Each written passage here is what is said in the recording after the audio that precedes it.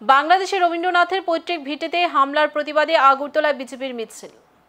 বাংলাদেশের শাহজাদপুরে রবীন্দ্রনাথ ঠাকুরের পৈতৃক ভিটেতে বর্বরোচিত হামলার প্রতিবাদে আজ আগরতলার পথে নামল বিজেপি। রাজ্যের প্রধান শাসক দল হিসেবে বিজেপি এই ঘটনার তীব্র নিন্দা জানিয়ে আয়োজন করে প্রতিবাদ মিছিলের।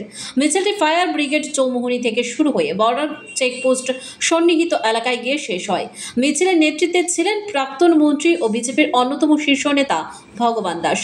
সংবাদ মাধ্যমের সামনে ভগবান দাস জানান, বাংলাদেশে অন্তর্বর্তী সরকার চলাকালীন সমাজ বিরোধী শক্তির আশঙ্কাজনক দৌরাত্ম্য দেখা যাচ্ছে। রবীন্দ্রনাথের স্মৃতি বিজড়িত স্থানে হামলা শুধু বাংলার নয়, গোটা বিশ্বের সভ্যতার উপর আক্রমণ।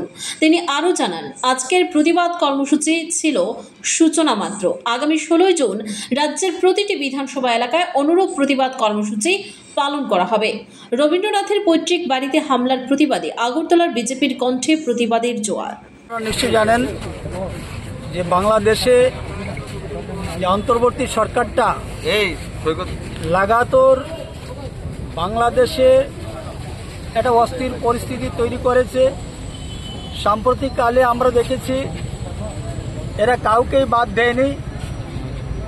এমন একটি বর্বরোচিত ঘটনা, যে ঘটনাটি সম্পূর্ণ ভারতবাসী এবং বিশ্ববাসী তার নিন্দা জানাচ্ছে এবং অত্যন্ত নিন্দনীয়। সেটা বিশ্বকবি রবীন্দ্রনাথ ঠাকুরের যে পৈতৃক বাড়ি, সেই বাড়িতে এই ফ্যাসিস্ট যারা বাংলাদেশি বর্বর যারা এইভাবে বাড়িটাকে ভাঙচুর করলো।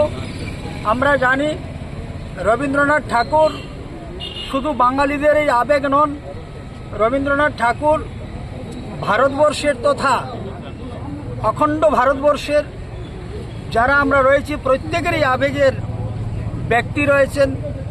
আজকে সেই আবেগের মধ্যে আঘাত এনেছে, এত নিচে নেমেছে এবং হিংসা এবং তার একটা সীমাবদ্ধতা থাকা উচিত।